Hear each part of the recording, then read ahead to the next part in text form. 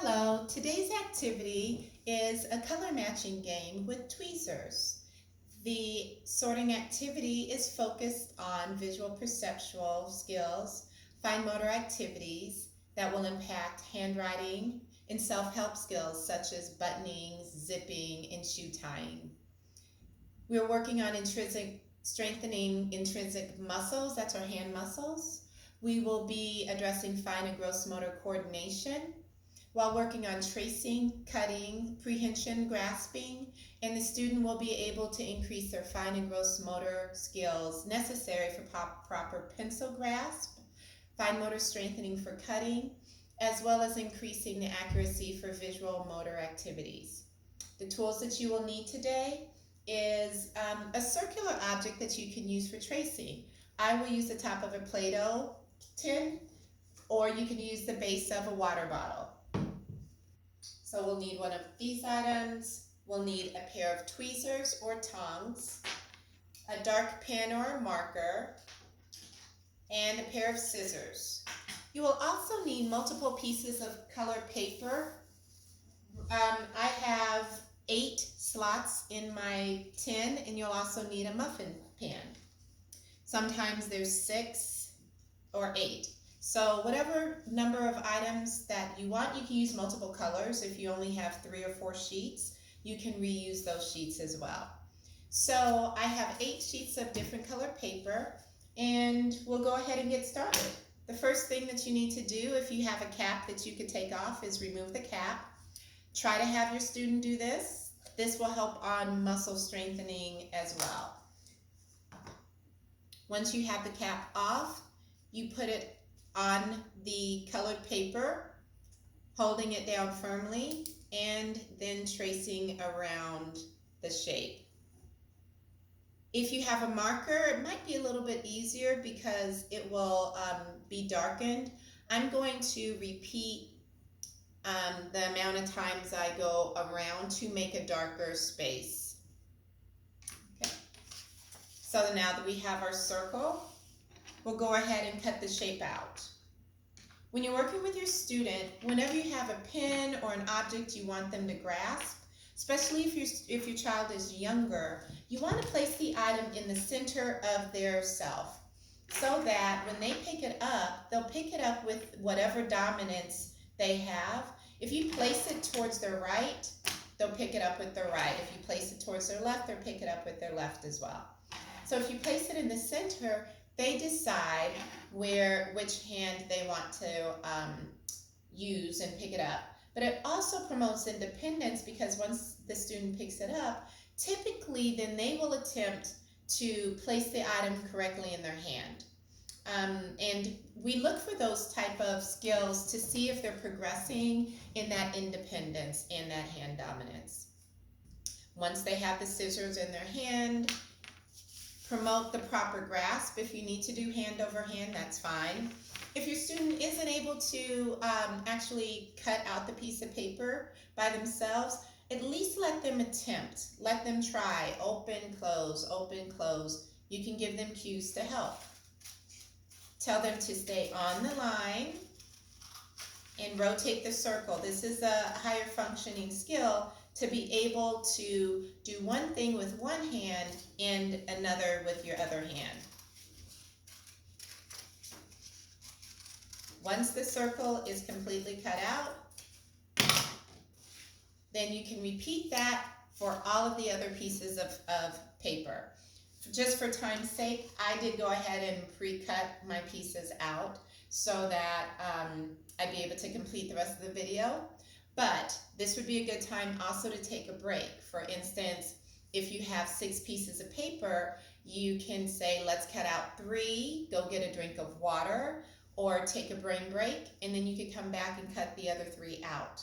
The cutting out piece is possibly the most amount of time that you will use. So you do want to take a break and actually have them be as independent as possible.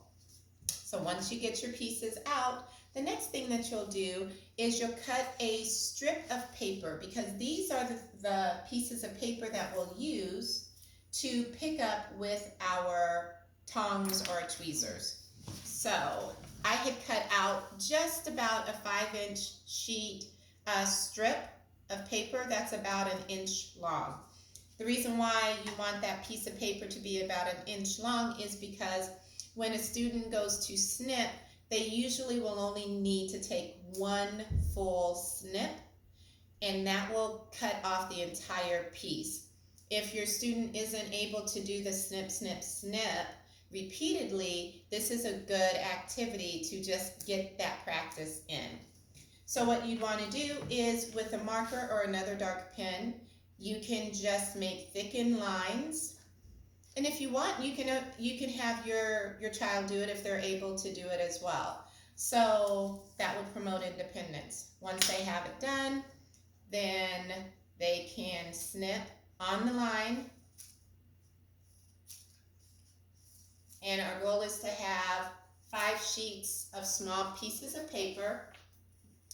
And then the last piece that is working on the fine motor skills is having them to crumble up a piece of paper using one hand.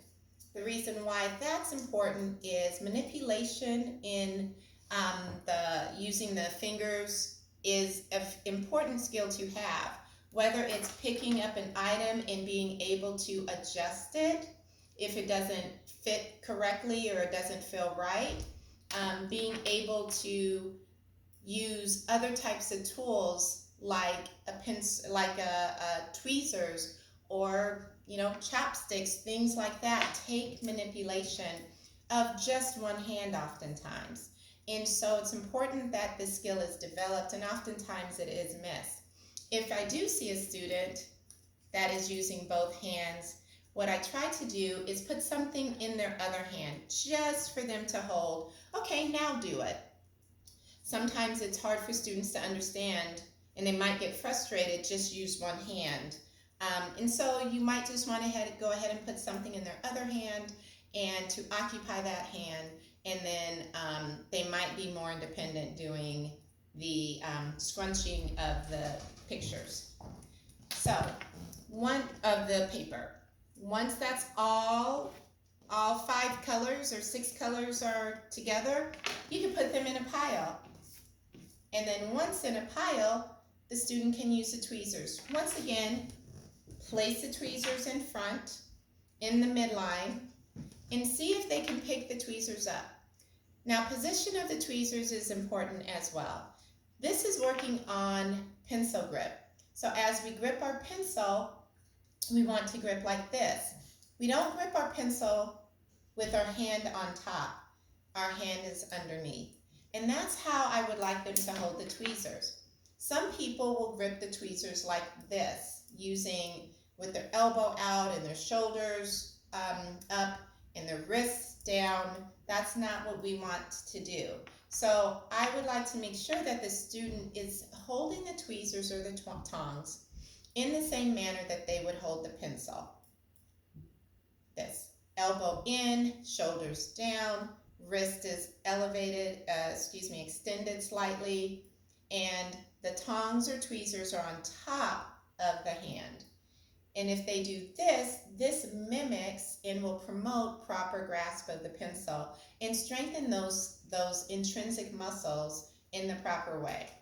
So whatever color they pick up, they can then place it into the proper color of the pan, and that is the game. There should be approximately 30, depending on the number of sheets of paper you have, 30 to 40 pieces. And again, you could take breaks. You could call out a color. Let's do purple and get all the purple in.